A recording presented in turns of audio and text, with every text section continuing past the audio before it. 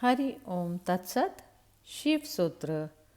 शिव सूत्र 77 सूक्तियों का एक संग्रह है जो आध्यात्मिक रहस्यवाद की परंपरा की नींव बनाता है, जिसे कश्मीर शैववाद के नाम से जाना जाता है। इनका श्रेय 9वीं शताब्दी ईसा पूर्व के ऋषि वसुगुप्त को दिया जाता है। आइए सुनते हैं शिव सूत्रों की व्याख्या। ओम नमः श्री संभवे स्वात्म आनंद प्रकाशे वपुषे। अथ शिव सूत्र चैतन्य आत्मा ज्ञानम बंधः योनिवर्गः करा शरीरम उद्यमो भैरवः शक्ति चक्र संधाने विश्व संहारः। ओम स्वप्रकाश आनंद स्वरूप भगवान शिव को नमन। शिव सूत्र चैतन्य आत्मा है, ज्ञान बंध है, योनि वर्ग और कला शरीर है, उद्यम ही भैरव है, शक्ति चक्र के संधान से विश्व का संहार हो जाता है। जीवन सत्य की खोज दो मार्गों से हो सकती है। एक पुरुष का मार्ग है आक्रामक का, हिंसा का, छीन झपट का। एक स्त्री का मार्ग है समर्पण का, प्रतिक्रमण का। विज्ञान पुरुष का मार्ग है, विज्ञान आक्रामक है। धर्म स्त्री का मार्ग है, धर्म नमन है। इसे बहुत ठीक से समझना होगा। पूर्व के सभी शास्त्र परमात्मा को नमस्कार से शुरू होते हैं और वह नमस्कार केवल औपचारिक नहीं है, वह केवल एक परंपरा और रीति नहीं है। वह नमस्कार इंगित है कि मार्ग समर्पण का है और जो विनम्र है केवल वे ही उपलब्ध हो सकेंगे, और जो आक्रामक है अहंकार से भरे हैं, जो सत्य को भी छीन झपट करके पाना चाहते हैं, जो सत्य के भी मालिक होने की आकांक्षा रखते हैं, जो परमात्मा के द्वार पर एक सैनिक की भांति पहुँचे हैं, विजय करने वे हार जाएंगे। वे शूद्र को भला छीन झपट में लें, विराट उनका ना हो सकेगा। वे व्यर्थ को भला लूट कर घर ले जाएं, लेकिन जो सार्थक है वह उनकी लूट का हिस्सा ना बनेगा। इसीलिए विज्ञान व्यर्थ की खोज लेता है, सार्थक चूक जाता है। मिट्टी पत्थर पदार्थ के संबंध में जानकारी मिल जाती है, लेकिन आत्मा और परमात्मा की जानकारी छूट जाती है। ऐसे ही जैसे तुम राह चलती एक स्त्री पर हमला कर दो, बलात्कार तो हो जाएगा, स्त्री का शरीर पर भी तुम कब्जा कर लोगे, लेकिन उसकी आत्मा तुम्हें ना मिलेगी, उसका प्रेम तुम ना पा सकोगे। तो जो लोग आक्रामक की तरह जाते हैं परमात्मा की तरफ, वे बलात्कारी हैं। वे परमात्मा के शरीर पर भला कब्जा कर लें, इस प्रकृति पर जो दिखाई पड़ती है, जो दृश्य है उसकी चीड़ फाड़ कर लें, विश्लेषण कर लें, उसके कुछ राज खोज लें, लेकिन उनकी खोज वैसी ही शुद्र होगी जैसी किसी पुरुष ने किसी स्त्री पर हमला किया हो और बलात्कार किया हो। स्त्री का शरीर तो उपलब्ध हो जाएगा, लेकिन उपलब्धि दो कौड़ी की है, क्योंकि उसकी आत्मा को तुम छू भी ना सकोगे, और अगर उसकी आत्मा को ना छुआ तो उसके भीतर जो प्रेम की संभावना थी, वह जो छिपा था बीज प्रेम का, वह कभी अंकुरित नहीं हो सकेगा। उसकी प्रेम की वर्षा तुम्हें ना मिल सकेगी। विज्ञान बलात्कार है, पर प्रकृति पर हमला है। जैसे कि प्रकृति कोई शत्रु हो, जैसे कि उसे जीतना है, पराजित करना है। इसीलिए विज्ञान तोड़फोड़ में भरोसा करता है। विशेषण तोड़फोड़ है, काट पीट में भरोसा करता है। अगर वैज्ञानिक से पूछो कि फूल सुंदर है तो तोड़ेगा फूल को, काटेगा, जांच पड़ताल करेगा, लेकिन उसे पता नहीं तोड़ने में ही सौंदर्य खो जाता है। सौंदर्य तो पूरे में था, खंड खंड में सौंदर्य ना मिलेगा। हाँ, रसायन तत्व मिल जाएंगे, किन चीज़ों से फूल बना है, किन पदार्थों से बना है, किन खनिज और द्रव्यों से बना है, वह सब कुछ मिल जाएगा। तुम बोतलों में अलग अलग फूलों के खंडों को इकट्ठा करके लेबल लगा दोगे। तुम कहोगे ये केमिकल्स हैं, ये पदार्थ हैं, इनसे मिलकर फूल बना था। लेकिन तुम एक भी ऐसी बोतल ना भर पाओगे जिसमें तुम कह सको यह सौंदर्य है जो फूल में भरा था। सौंदर्य तिरोहित हो जाएगा अगर तुमने फूल पर आक्रमण किया तो। फूल की आत्मा तुम्हें ना मिलेगी, शरीर ही मिलेगा। विज्ञान इसीलिए आत्मा में भरोसा नहीं करता। भरोसा करे भी कैसे? इतनी चेष्टा के बाद भी आत्मा की कोई झलक नहीं मिलती। झलक मिलेगी ही नहीं, इसलिए नहीं कि आत्मा नहीं है, बल्कि तुमने जो ढंग चुना है वह आत्मा को पाने का ढंग नहीं। तुम जिस द्वार से प्रवेश किए थे वह शूद्र को पाने का द्वार है। आक्रमण से जो बहुमूल्य है वह नहीं मिल सकता। जीवन का रहस्य तुम्हें मिल ना सकेगा अगर नमन के द्वार से तुम नहीं गए। अगर तुम झुके, तुमने प्रार्थना की, तो तुम प्रेम के केंद्र तक पहुंच जाओगे। परमात्मा को रिझाना करीब करीब एक स्त्री को रिझाने जैसा है। उसके पास अति प्रेमपूर्ण, अति विनम्र, प्रार्थना से भरा हृदय चाहिए, और जल्दी वहाँ नहीं है। तुमने जल्दी की कि तुम चूक जाओगे। वहाँ बड़ा धैर्य चाहिए। तुम्हारी जल्दी और उसका हृदय बंद हो जाएगा, क्योंकि जल्दी भी आक्रमण की खबर है। इसीलिए जो परमात्मा को खोजने चलते हैं उनके जीवन का ढंग दो शब्दों में समाया हुआ है, प्रार्थना और प्रतीक्षा। प्रार्थना से शास्त्र शुरू होते हैं और प्रतीक्षा पर पूरे होते हैं। प्रार्थना से खोज इसलिए शुरू होती है, इस शास्त्र का पहला चरण है ओम स्वप्रकाश आनंद स्वरूप भगवान शिव को नमन। और अब शिव सूत्र का प्रारंभ। इस नमन को बहुत गहरे से उतर जाने दें, क्योंकि अगर द्वार ही चूक गया तो पीछे महल की जो बात है वह समझ में नहीं आएगी। पुरुष को थोड़ा हटाएं, आक्रामक वृत्ति को थोड़ा दूर करें। यह समझ कुछ बुद्धि से आने वाली नहीं है, हृदय से आने वाली है। यह समझ कुछ तुम्हारे तर्क पर निर्भर नहीं करती, यह तुम्हारे प्रेम पर निर्भर करती है।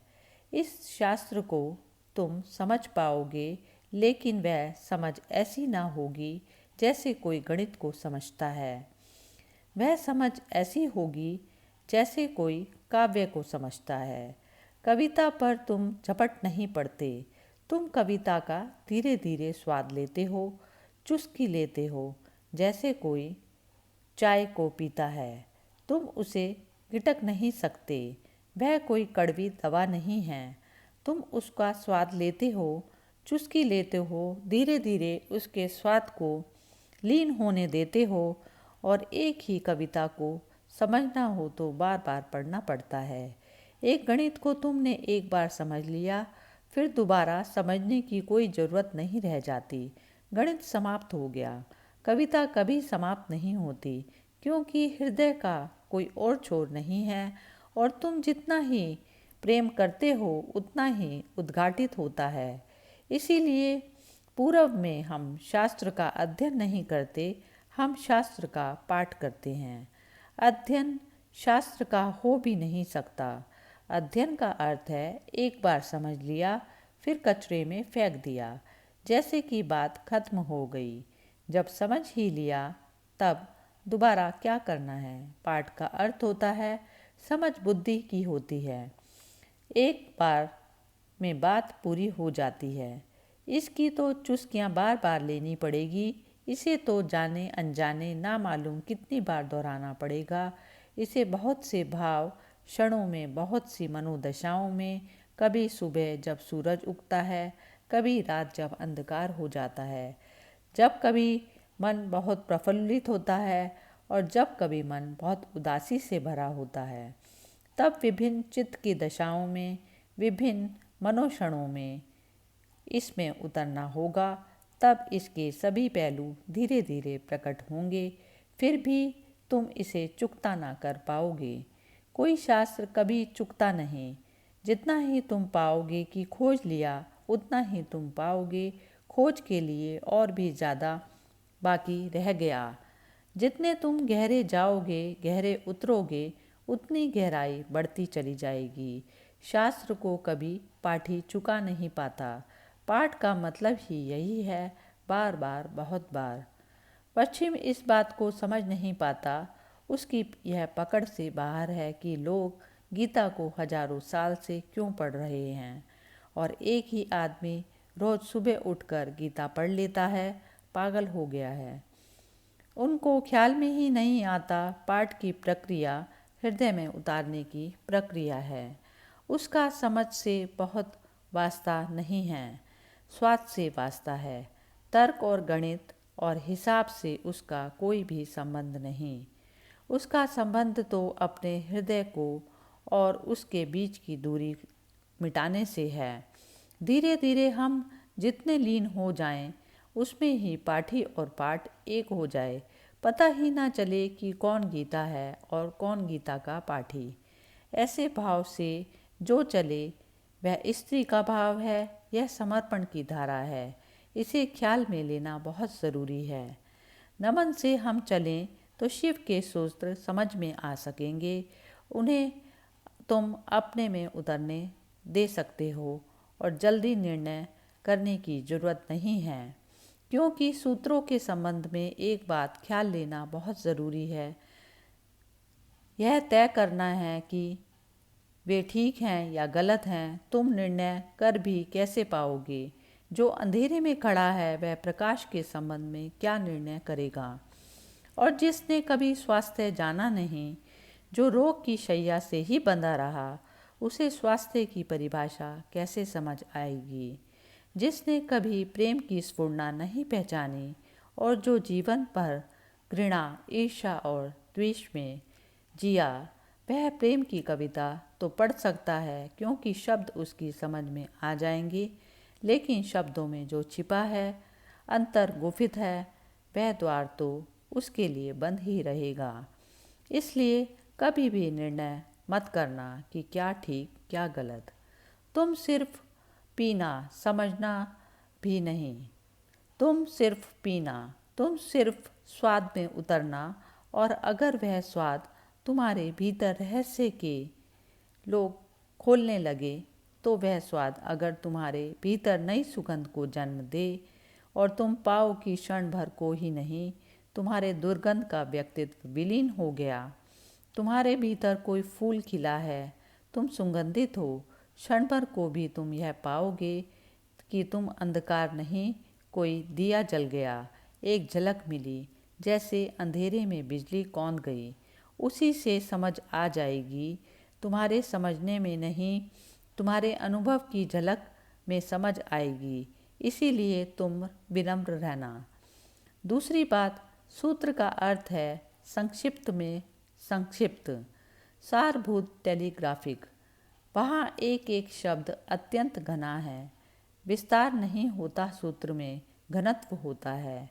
लंबा नहीं होता सूत्र, बड़ा छोटा होता है। जैसे छोटा सा बीज होता है, उसमें सारा वृक्ष समाया होता है। जैसे वृक्ष है ऐसा सूत्र है, जैसा बीज है ऐसा सूत्र है। बीज में तुम वृक्ष को देख नहीं सकते। देखना भी चाहोगे तो बीज में तुम वृक्ष को पाओगे नहीं, क्योंकि उसके लिए बड़ी गहरी आंखें चाहिए।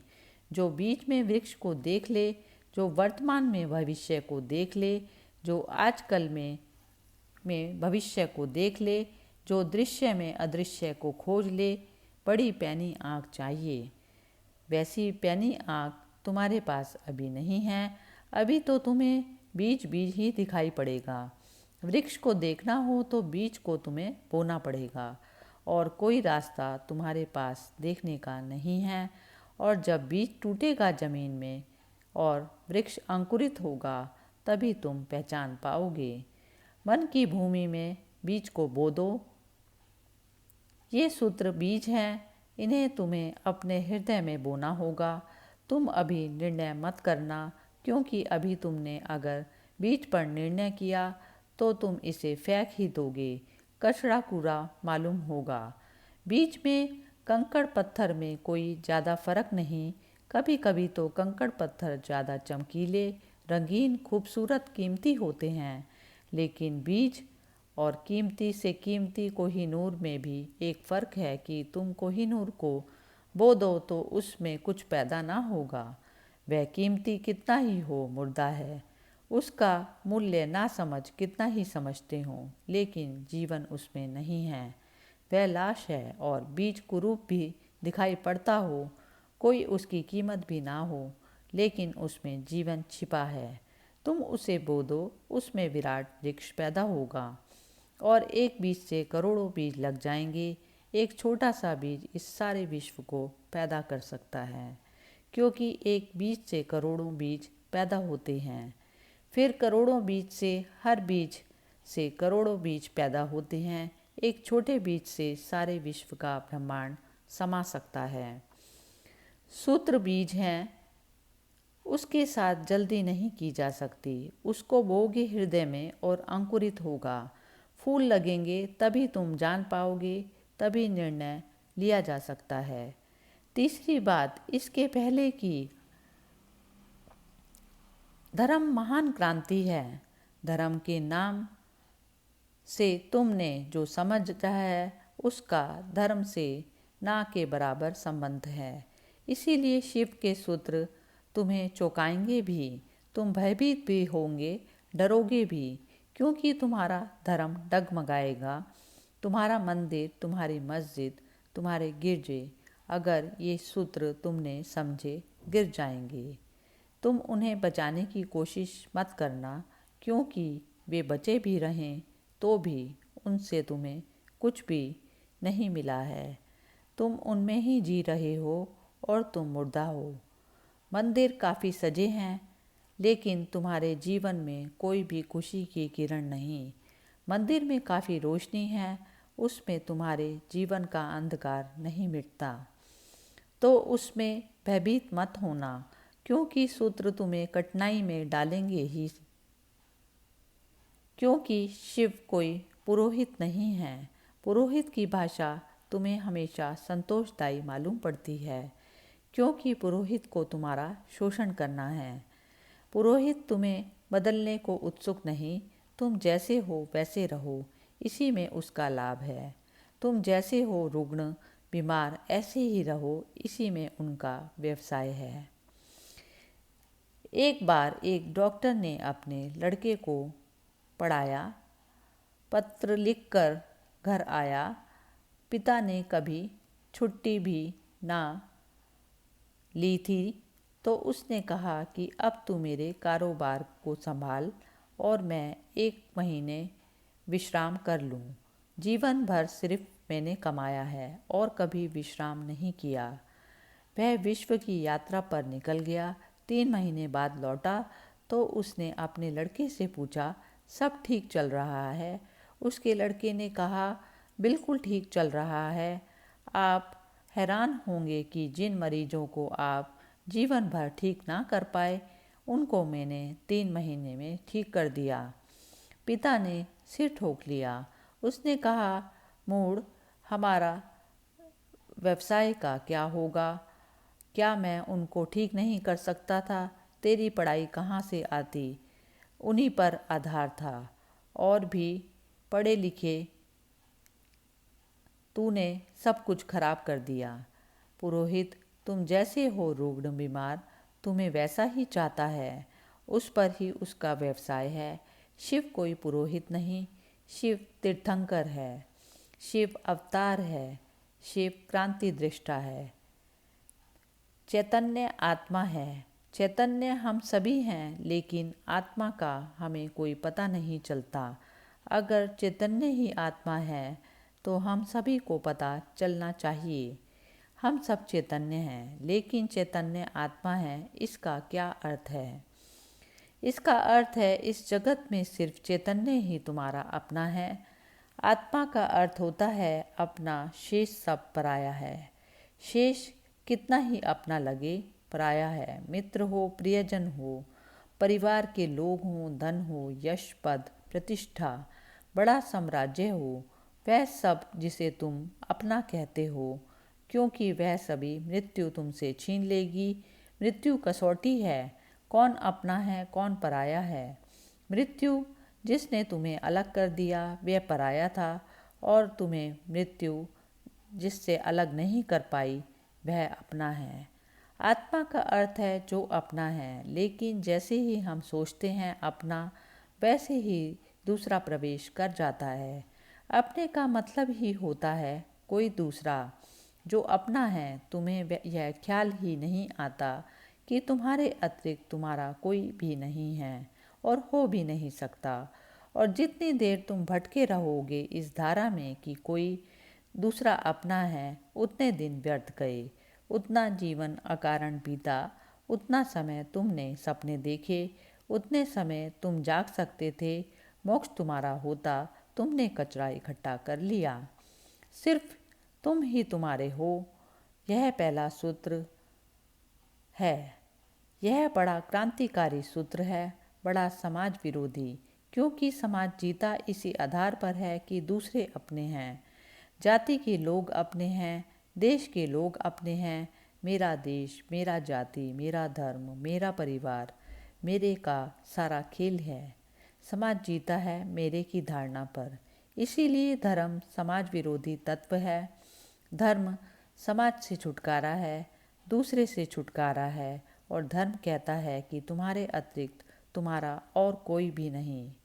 ऊपर से देखने में बड़ा स्वार्थी वचन मालूम पड़ेगा, क्योंकि यह तो वह बात हुई कि बस हम ही अपने हैं, तो तक्षण हमें लगता है वह तो स्वार्थ की बात है। यह स्वार्थ की बात नहीं। अगर यह तुम्हें ख्याल में आ जाए तो ही तुम्हारे जीवन में परार्थ और परमार्थ पैदा होगा, क्योंकि जो अभी आत्मा के भाव से नहीं भरा है उसके जीवन में कोई परार्थ और कोई परमार्थ नहीं हो सकता। तुम कहते हो दूसरों को मेरा, लेकिन मेरा कहकर तुम क्या हो?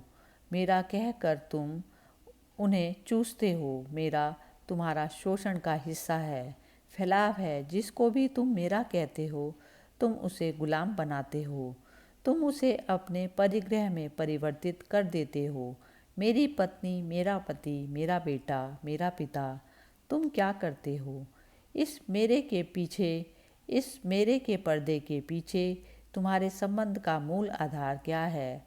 तुम चूसते हो, शोषण करते हो, तुम दूसरे का उपयोग करते हो। इस दूसरे के उपयोग को तुम सोचते हो परार्थ, तो तुम भ्रांति में हो। एक सम्राट बूढ़ा हुआ, उसके 3 बेटे थे। वह बड़ी चिंता में था किसको राज्य दे। तीनों ही योग्य और कुशल थे, तीनों ही समान गुणधर्मा थे, इसलिए बड़ी कठिनाई हुई। उसने एक दिन तीनों बेटों को बुलाया और कहा कि पिछले पूरे वर्ष में तुमने जो भी कृत्य महानतम किया है, एक कृत्य जो पूरे वर्ष में महानतम हो, वह मुझे बताओ। बड़े बेटे ने कहा, गांव का जो सबसे बड़ा धनपति है वह तीर्थ यात्रा पर जा रहा था। उसने करोड़ों रुपए के हीरे जवाहरात बिना गिने, बिना किसी हिसाब किताब के, बिना किसी दस्तावेज के मेरे पास रख दिए और कहा कि मैं लौट आऊँगा तीर्थ यात्रा से, मुझे वापस लौटा देना। चाहता तो मैं पूरे भी ले सकता था, लेकिन कोई पढ़ा लिखी नहीं थी, कोई गवाही नहीं थी। लेकिन मैंने उसकी सारी संपत्ति वापस कर दी। पिता ने कहा, तुमने भला किया, लेकिन मैं तुमसे पूछता हूँ, अगर तुमने कुछ रख लिए होते तो तुम्हें पश्चाताप गलानी अपराध का भाव पकड़ता या नहीं? उस बेटे ने कहा, निश्चित पकड़ता। तो बाप ने कहा, इसमें परोपकार कुछ भी ना हुआ। तुम सिर्फ अपने पश्चाताप, अपनी पीड़ा से बचने के लिए यह किया है। इसमें परोपकार कुछ नहीं।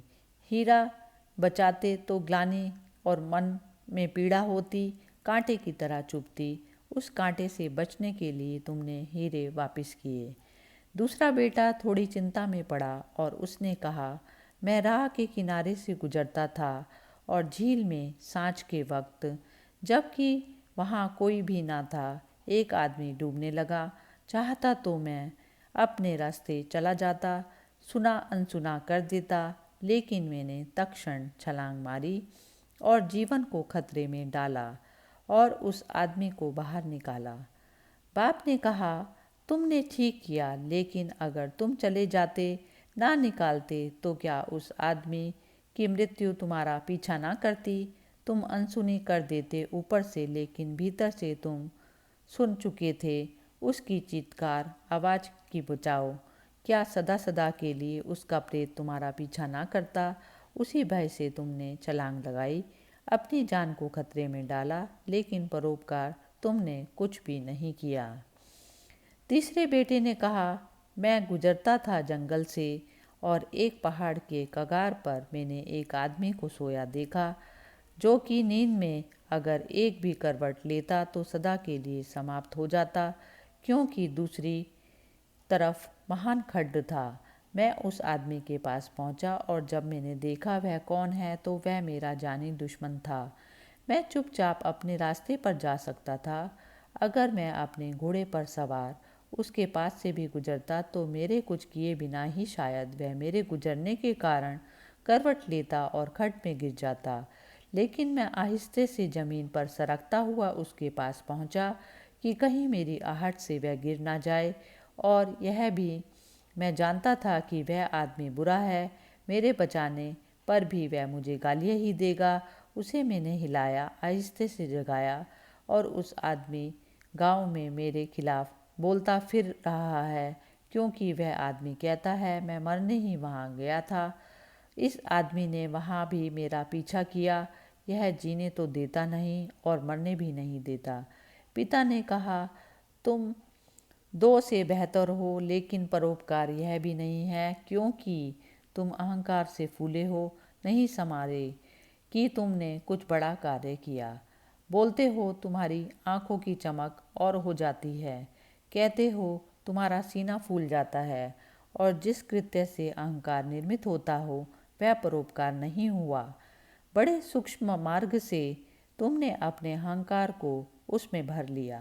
तुम सोच रहे हो तुम बड़े धार्मिक परोपकारी हो, तुम इन दोनों से बेहतर हो, लेकिन मुझे राज्य के मालिक के लिए किसी चौथे की तलाश करनी होगी। जब तुम परोपकार करते हो तब तुम कर नहीं सकते, क्योंकि जिसे अपना ही पता है वह परोपकार करेगा कैसे। तुम चाहे सोचते हो कि तुम कर रहे हो गरीब की सेवा, अस्पताल में बीमार के पैर दबा रहे हो, लेकिन अगर तुम गौर से देखोगे, तुम कहीं ना कहीं अपने अहंकार को भरता हुआ पाओगे, और अगर तुम्हारा अहंकार ही सेवा से भरता है, तो सेवा भी शोषण है।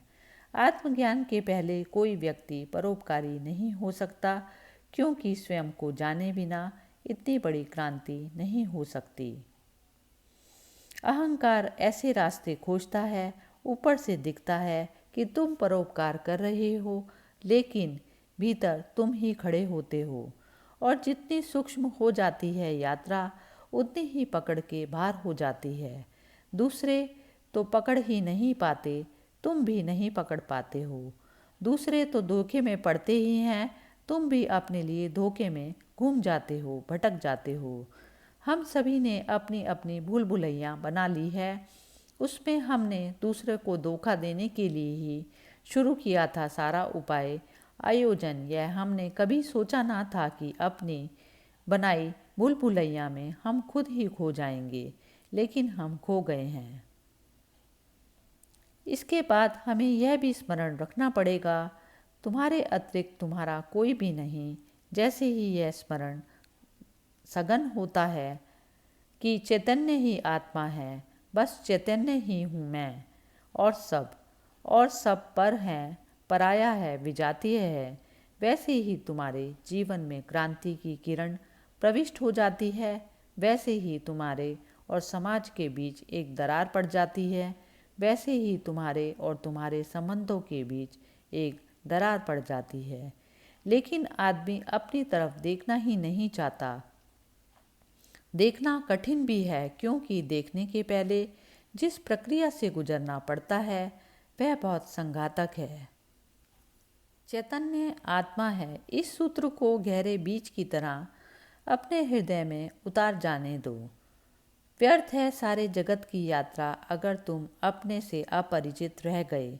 अगर स्वयं को ना जान पाए और सब भी जान लिया तो वह सारा ज्ञान भी इकट्ठा जोड़ में अज्ञान सिद्ध होगा। अगर अपने को ना देख पाए और सारा जगत देख डाला, चांद तारे छान डाले, तो भी तुम अंधे ही रहोगे, क्योंकि आँख तो उसी को मिलती है जो स्वयं को देख लेता है। ज्ञान तो उसी को मिलता है जो स्वयं से परिचित हो जाता है। जो चैतन्य के स्वप्रकाश में नहा लेता है वही पवित्र है। और कोई तीर्थ नहीं है, चैतन्य तीर्थ है। और चैतन्य तुम्हारा स्वभाव है, उसमें तुम क्षण भर को भी पार नहीं गए हो, लेकिन दिया तले अंधेरा है। तुम उससे दूर भी जा नहीं सकते चाहो तो भी, लेकिन भ्रम पैदा हो सकता है कि तुम बहुत दूर चले गए। तुम सपना देख सकते हो संसार में, लेकिन सपना सत्य नहीं है, ना हो सकता। सत्य तो सिर्फ एक बात है, वह है तुम्हारा चैतन्य स्वभाव। चैतन्य आत्मा है। तो पहली बात है कि मेरे सिवाय चैतन्य के और कोई भी नहीं, यह भाव तुम में सघन हो जाए तो संन्यास का जन्म हुआ, क्योंकि मेरे अतिरिक्त मेरा कोई हो सकता है, यही भाव संसार है।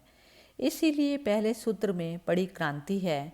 पहली चिंगारी शिव फेंकते हैं तुम्हारी तरफ, और वह यह है कि तुम जान लो कि तुम ही बस तुम्हारे हो, बाकी कोई नहीं।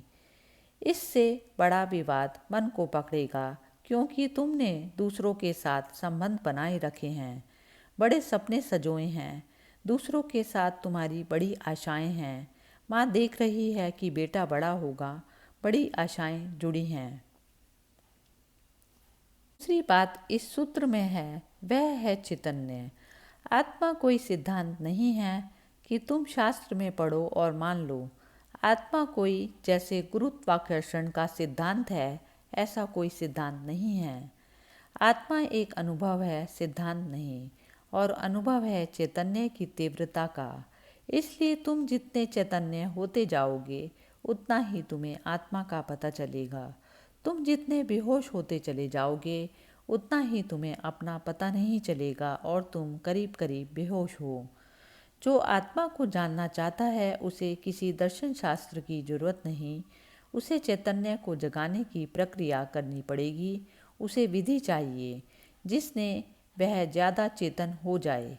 जैसे कि आग को तुम उकसाते हो, राख जम जाती है, तुम उकसा देते हो, राख जड़ जाती है, अंगारे झलकने लगते हैं। ऐसे तुम्हें कोई प्रक्रिया चाहिए जिससे तुम्हारी राख झड़े और अंगारा चमके, क्योंकि उसी चमक में तुम पहचानोगे कि तुम चैतन्य हो, और जितने तुम चैतन्य हो उतने ही तुम आत्मवान हो।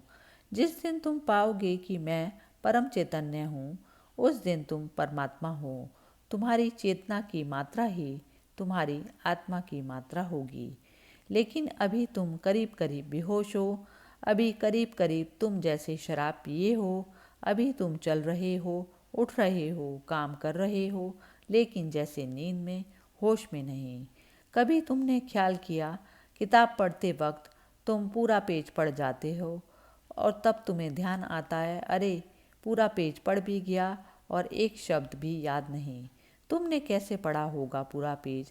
तुम पढ़ सकते हो सोए सोए, मन कहीं और रहा होगा, तुम पढ़ गए, और तुम जब होश आया, जब पता चला कि पूरा पेज व्यर्थ गया। तुम कई बार रास्ते में चलते हो, तुम पूरा रास्ता चल जाते हो, तब तुम्हें ख्याल आता है कि तुम चल रहे हो, तुम काम करते हो और तुम्हें पता नहीं चलता कि तुम क्या कर रहे हो। तुम बेहोशी में जी रहे हो और चैतन्य आत्मा है, और तुम पूछते हो क्या आत्मा है। तुम चाहते तो कोई प्रमाण दे, तुम चाहते हो कोई सिद्ध करे, कोई तर्क में तुम्हें समझा दे, तुम भी मान लो। नहीं तो तुम नास्तिक हो जाओगे। नास्तिकता बेहोशी का सहज परिणाम है, आस्तिकता होश का फल है। जितना तुम्हारा होश बढ़ेगा, तो जरूरत नहीं है कि तुम मानो कि आत्मा है, क्योंकि कई नासमझ मान रहे हैं, उससे कुछ भी हल नहीं होगा। चैतन्य को बढ़ाओ, धीरे धीरे आत्मा की झलक तुम्हारे जीवन में आनी निश्चित है। दूसरा सूत्र है ज्ञानम बंधः। ज्ञान बंध है। बड़ी हैरानी का सूत्र है। ज्ञान के बहुत अर्थ हैं। एक तो जब तक तुम इस ज्ञान से भरे हो कि मैं हूँ, तब तक तुम अज्ञान में रहोगे, क्योंकि मैं अज्ञान हूँ। अहंकार अज्ञान है। जिस दिन तुम आत्मा से भरोगे, उस दिन हूँपन तो रहेगा, मैंपन नहीं रहेगा। मैं हूँ, इससे मैं तो कट जाएगा, सिर्फ हूँ रहेगा। इसे थोड़ा प्रयोग करके देखना पड़ेगा। कभी किसी वृक्ष के नीचे शांत बैठकर खोजो कि तुम्हारे भीतर मैं कहाँ है। तुम कहीं भी ना पाओगे। हूँ तो सब जगह पाओगे, मैं तुम कहीं ना पाओगे।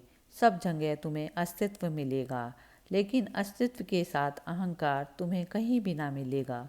अहंकार तुम्हारी निर्मिति है, वह तुम्हारा अपना बनाया हुआ है, वह झूठ है, वह असत्य है।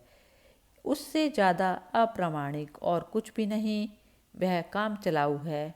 उसकी संसार में ज़रूरत है, लेकिन उसका सत्य में कहीं भी कोई भी स्थान नहीं है। तो एक तो मैं हूँ, यह ज्ञान बंध का कारण है। मेरा बोध हूँपन का बोध नहीं। हूँपन का बोध तो शुद्ध है, उसमें कोई सीमा नहीं। जब तुम कहते हो कि तुम्हारे हूँ, मैं और वृक्ष के मैं हूँ कोई फ़र्क होगा, तुम्हारे हूँ में और मेरे हूँ में कोई फ़र्क होगा। जब तुम सिर्फ हो, तो नदियाँ, पहाड़, वृक्ष सभी एक हो गए। जैसे कि मैंने कहा मैं, वैसे ही मैं अलग हो गया। जैसे ही मैंने कहा मैं, वैसे ही तुम टूट गए, पर हो गए, अस्तित्व से पृथक हो गए। हूँपन ब्रह्म है और मैंपन मनुष्य की अज्ञान दशा है। जब तुम जानते हो कि सिर्फ हूँ, तब तुम्हारे भीतर केंद्र नहीं होता, तब सारा अस्तित्व एक हो जाता है। तब तुम उस लहर की तरह हो जो सागर में खो गई, और अभी तुम उस लहर की तरह हो जो जमकर बर्फ हो गई, सागर से टूट गई। ज्ञानम बंधम। तीसरा सूत्र है योनि वर्ग और कला शरीर है। योनि से अर्थ है प्रकृति, इसलिए हम स्त्री को प्रकृति कहते हैं। स्त्री शरीर देती है, वह प्रकृति की प्रतीक है। और कला का अर्थ है कर्ता का भाव। एक ही कला है, वह कला है संसार में उतरने की कला, और वह है कर्ता का भाव। इन दो चीज़ों से मिलकर तुम्हारा शरीर निर्मित होता है। तुम्हारे कर्ता का भाव, तुम्हारा अहंकार और प्रकृति से मिला हुआ शरीर। अगर तुम्हारे भीतर कर्ता का भाव है, तो तुम्हें योग्य शरीर प्रकृति देती चली जाएगी। इसी तरह तुम बार बार जन्मे हो। कभी तुम पशु थे, कभी पक्षी थे, कभी वृक्ष थे, कभी मनुष्य। तुमने जो चाहा है वह तुम्हें मिला है। तुमने जो आकांक्षा की है, तुमने जो कर्तृत्व की वासना की है, वही घट गया है। तुम्हारे कर्तृत्व की वासना घटना बन जाती है, विचार वस्तुएं बन जाती हैं। इसलिए बहुत सोच विचार कर वासना करना, क्योंकि सभी वासनाएं पूरी हो जाती हैं। शिव कह रहे हैं योनि वर्ग और कला शरीर है। प्रकृति तो सिर्फ योनि है, वह तो सिर्फ गर्भ है। तुम्हारा अहंकार उस योनि में बीज बनता है। तुम्हारे कर्तृत्व का भाव कि मैं यह करूं, मैं यह पाऊं, मैं यह हो जाऊं, उसमें बीज बनता है। और जहाँ भी तुम्हारे कर्तृत्व की कला और प्रकृति की योनि का मिलन होता है, शरीर निर्मित होता है। इसलिए बुद्ध पुरुष कहते हैं सभी वासनाओं को छोड़ दो, तभी तुम मुक्त हो सकोगे। तुमने अगर स्वर्ग की वासना की, तुम देवता हो जाओगे, लेकिन वह भी मुक्ति ना होगी, क्योंकि वासनाओं में कभी भी अशरीर की स्थिति पैदा नहीं होती। सभी वासनाओं से शरीर निर्मित होते हैं। जब तक तुम निर्वासना को उपलब्ध होते हो, जब तक तृष्णा तुम में पूरी तरह नहीं छूट जाती, तब तक तुम नए शरीरों में भटकते रहोगे। चौथा सूत्र है उद्यमो भैरवाः। उद्यम ही भैरव है। उद्यम उस आध्यात्मिक प्रयास को कहते हैं जिससे तुम इस कारागृह के बाहर होने की चेष्टा करते हो, वही भैरव है। भैरव शब्द पारिभाषिक है। भा का अर्थ है भरण, र का अर्थ है रमण, व का अर्थ है वमन। भरण का अर्थ है धारण, रमण का अर्थ है संहार और वमन का अर्थ है फैलाना। भैरव का अर्थ है ब्रह्म जो धारण किए है, जो संभाले है, जिसमें हम पैदा होते हैं और जिसमें हम मिटेंगे, जो विस्तार है और जो ही संकोच बनेगा, जो सृष्टि का उद्भव है और जिसमें प्रलय होगा, मूल अस्तित्व का नाम भैरव है। शिव कहते हैं उद्यम ही भैरव है और जिस दिन भी तुमने आध्यात्मिक जीवन की चेष्टा शुरू की, तुम भैरव होने लगे, तुम परमात्मा के साथ एक होने लगे। तुम्हारी चेष्टा की पहली किरण और तुमने सूरज की तरफ यात्रा शुरू कर दी। पहला ख्याल तुम्हारे भीतर मुक्त होने का और ज़्यादा दूर नहीं मंजिल, क्योंकि पहला कदम करीब करीब आधी यात्रा है।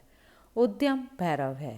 पाओगे देर लगेगी, मंजिल पहुंचने में समय लगेगा, लेकिन तुमने चेष्टा शुरू कर दी और तुम्हारे भीतर बीज आरोपित हो गया कि मैं उठूं, इस कारागृह के बाहर मैं जाऊं, शरीर से मुक्त होऊं, मैं हटूं वासना से, मैं अब और बीज ना बोऊं इस संसार को बढ़ाने में, मैं और जन्मों की आकांक्षा ना करूं। तुम्हारे भीतर जैसे ही यह भाव सघन होना शुरू होगा कि अब मैं मूर्छा को तोड़ूं और चैतन्य बनूं, वैसे ही तुम भैरव होने लगे, वैसे ही तुम ब्रह्म के साथ एक होने लगे, क्योंकि वस्तुतः तो तुम एक ही हो, सिर्फ तुम्हें स्मरण आ जाए। मूलतः तो तुम एक ही हो, तुम उसी सागर के झरने हो, तुम उसी सागर की सूरज की किरण हो, तुम उसी महाआकाश के एक छोटे से खंड हो, पर तुम्हें स्मरण आना शुरू हो जाए और दीवारें विसर्जित होने लगे तो तुम उस महाआकाश के साथ एक हो जाओगे। उद्यम भैरव है। पांचवा सूत्र है शक्ति चक्र के संधान से विश्व का संहार हो जाता है। और जब भी तुम्हारी शक्ति का चक्र पूरा होता है, टोटल समग्र, अंश अंश नहीं, पूर्ण, उसी क्षण तुम्हारे लिए विश्व समाप्त हो गया। तुम्हारे लिए अब कोई संसार नहीं, तुम परमात्मा हो गए, तुम भैरव हो गए और तुम मुक्त हो। फिर तुम्हारे लिए कोई ना बंधन है, ना कोई शरीर है, ना कोई संसार। हरि ओम तत्सत।